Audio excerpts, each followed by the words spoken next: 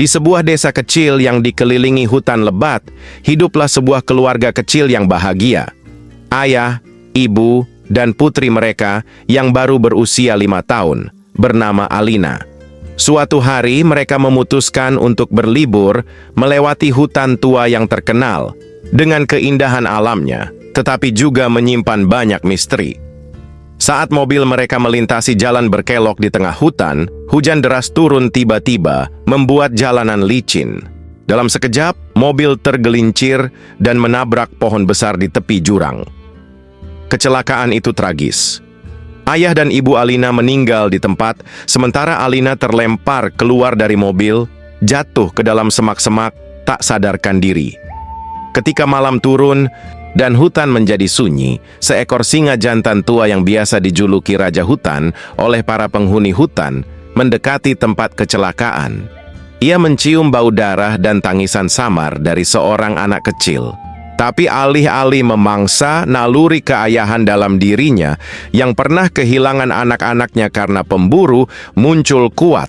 Singa itu mengangkat tubuh kecil Alina dengan lembut menggunakan mulutnya membawanya ke sarangnya yang hangat di balik gua tersembunyi. Ia menjaga anak itu sepanjang malam, melindunginya dari dingin dan bahaya. Hari-hari berlalu. Alina terbangun dan menangis, memanggil orang tuanya. Tapi singa itu selalu berada di sisinya, menghiburnya dengan dengusan lembut dan kehangatan tubuhnya. Seiring waktu, Alina mulai menerima bahwa keluarganya telah tiada. Ia pun membentuk ikatan yang dalam dengan sang singa, yang kemudian ia panggil dengan nama Ayah. Bertahun-tahun berlalu, Alina tumbuh menjadi seorang gadis muda yang tangguh dan penuh kasih. Ia belajar bahasa hutan, berkomunikasi dengan burung, bermain dengan monyet, berenang bersama rusa. Singa tua itu mengajarinya cara bertahan hidup, berburu, mengenali tanaman, dan membaca suara angin. Masyarakat luar mengira Alina telah meninggal bersama kedua orang tuanya. Namun, hutan memiliki rahasia sendiri. Suatu hari, ketika pemburu masuk ke hutan dan mencoba melukai hewan-hewan di dalamnya, Alina, yang kini dikenal sebagai Putri Hutan, muncul dari bayangan pepohonan. Dengan keberanian dan kebijaksanaan, ia menyelamatkan banyak hewan, termasuk singa tua yang kini lemah karena usia. Setelah peristiwa itu, dunia luar mulai mengetahui tentang anak perempuan yang dibesarkan oleh seekor singa. Namun bagi Alina, hutan adalah rumahnya. Ia tak menginginkan ketenaran, hanya ingin menjaga tempat di mana ia tumbuh dengan cinta dari sosok yang tak pernah berbicara, tapi selalu melindungi sang ayah dari hutan. Alina kini telah berusia 14 tahun. Tubuhnya lincah, rambutnya panjang, dikepang dengan dedaunan hutan, dan sorot matanya tajam seperti mata singa. Ia sudah lama tak menangis. Hatinya kuat, ditempa oleh hujan, badai, dan kasih sayang seekor raja hutan. Namun sang singa tua ayah semakin melemah. Ia tak lagi bisa berburu seperti dulu. Alina pun yang kini merawat dan melindunginya, mengumpulkan makanan dan membuatkan obat dari akar-akaran yang diajarkan oleh seekor berang-berang tua bernama Kalo. Pada suatu malam yang sunyi, terdengar dentuman keras di ujung hutan. Ledakan, asap mengepul dari kejauhan.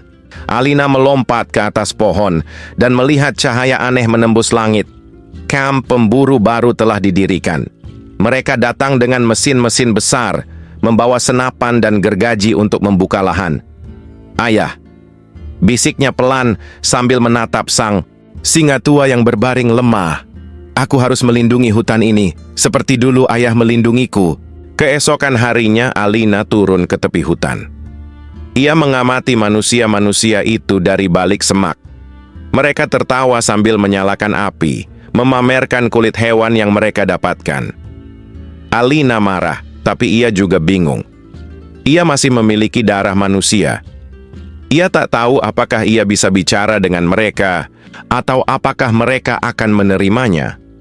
Namun sebelum ia bisa berpikir lebih jauh, salah satu pemburu melihatnya. "Hei, ada anak gadis di sana!" teriak mereka. Alina panik dan lari secepat kilat, memanjat pohon dan menghilang dalam kabut pagi. Tapi salah satu dari mereka, seorang pemuda seusianya bernama Tama, yang diam-diam benci akan apa yang dilakukan kelompoknya, mengejarnya, bukan untuk menangkap, tapi karena rasa ingin tahu.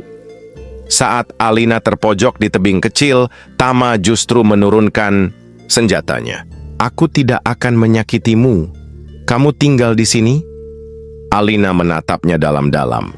Untuk pertama kalinya dalam bertahun-tahun, ia mendengar bahasa manusia lagi. Lidahnya kaku, tapi ia menjawab pelan, "Aku, anak hutan." Tama terkejut, tapi tak takut. Ia duduk. Dan untuk pertama kali dalam hidup Alina, seseorang dari dunia luar melihatnya bukan sebagai makhluk aneh, tapi sebagai manusia. Mereka mulai berbicara perlahan. Tama mulai mengerti bahwa hutan bukan hanya kumpulan pohon, melainkan rumah. Dan Alina mulai merasakan bahwa tidak semua manusia seperti pemburu yang merusak. Singa tua semakin melemah. Alina menggenggam kepalanya dan menempelkan dahinya pada surai ayah. "Aku ingin kau melihat hutan ini aman sebelum kau pergi," bisiknya sambil menahan air mata. Tama memutuskan membantu. Ia menyelinap ke camp dan mencuri peta rencana pembabatan. Dengan Alina, ia menyusun strategi, membuat jebakan-jebakan alam, menyebarkan suara binatang buas, dan menciptakan ilusi agar pemburu percaya bahwa hutan ini berhantu. Malam demi malam, mereka bekerja. Hingga suatu pagi, para pemburu mulai ketakutan. Mereka kehilangan arah, kendaraan rusak, bahkan makanan mereka menghilang karena diculik oleh kawanan monyet atas perintah Alina. Akhirnya, ketua pemburu memutuskan meninggalkan hutan. "Tempat ini terkutuk," katanya. Saat semua pergi, Alina berdiri di bukit batu, ditemani Tama dan hewan-hewan hutan. Ia menangis, kali ini bukan karena sedih, tapi karena hutan telah selamat. Namun, singa tua tidak bangun pagi itu. Ia pergi dengan damai, dikelilingi hewan-hewan yang mencintainya. Alina memeluk tubuhnya dan berbisik, "Terima kasih, Ayah. Aku akan menjaga rumah kita." Tahun-tahun berlalu, Alina menjadi legenda. Sebagian bilang ia hanya mitos, sebagian percaya ia adalah roh penjaga hutan. Namun Tama tahu kebenarannya.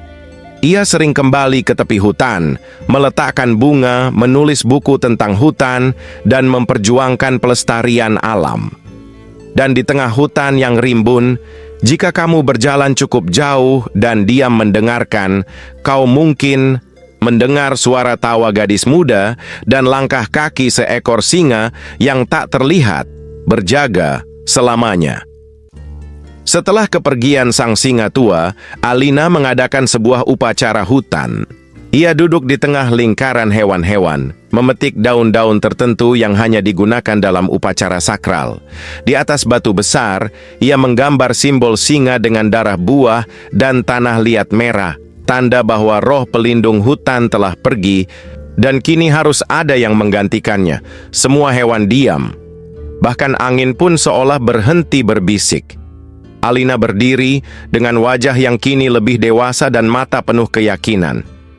"Aku, Alina, anak dari manusia, dibesarkan oleh Raja Hutan, bersumpah untuk menjaga rumah ini hingga nafas terakhirku." Saat malam turun, bulan purnama bersinar terang dan sinarnya menyinari tubuh Alina. Para burung terbang berputar di atasnya, dan dari jauh terdengar auman, bukan dari singa tua yang telah tiada, tapi dari dalam hatinya. Kini, roh singa hidup dalam dirinya. Beberapa bulan kemudian, Tama kembali ke kota. Ia menulis buku berjudul Putri Hutan, yang jadi viral. Banyak orang menganggap itu dongeng, tapi ada sebagian yang percaya. Termasuk seorang ahli biologi muda bernama Mira, yang tertarik meneliti hutan tersebut bukan untuk mengeksploitasi, tapi untuk melindungi. Mira mencari Tama dan berkata, "Jika gadis itu benar-benar ada, kita harus membantunya. Hutan seperti itu harus dijaga, bukan hanya oleh satu orang. Tama mengangguk. Ia tahu suatu saat Alina akan membutuhkan lebih dari sekadar keberanian. Mereka membentuk kelompok penjaga hutan, organisasi kecil yang terdiri dari ilmuwan, pecinta alam, dan masyarakat lokal. Tujuannya sederhana, melindungi hutan dan semua yang tinggal di dalamnya, dengan atau tanpa izin dari pemerintah. Suatu sore, saat kabut menyelimuti lembah, Alina melihat cahaya dari kejauhan. Ia mendekat dengan hati-hati. Ternyata Tama dan Mira sedang mendirikan pos perlindungan di tepi hutan, lengkap dengan klinik satwa dan taman kecil untuk pendidikan alam. Mata Alina berkaca-kaca. Untuk pertama kalinya, manusia datang bukan membawa senjata, tapi bibit pohon dan buku cerita. Tama melihatnya dan tersenyum. Kami datang bukan untuk mengambil, kami datang untuk belajar. Alina mendekat perlahan, lalu berkata, "Kalau begitu, selamat datang di rumah kami." Kini hutan itu menjadi tempat sakral. Anak-anak dari desa sekitar sering datang belajar tentang alam, mendengar dongeng tentang Alina dan singa, dan bahkan sesekali melihat siluet seorang gadis berlari di antara pohon-pohon dengan jubah dari kulit kayu dan mahkota bunga liar. Mereka menyebutnya penjaga hutan.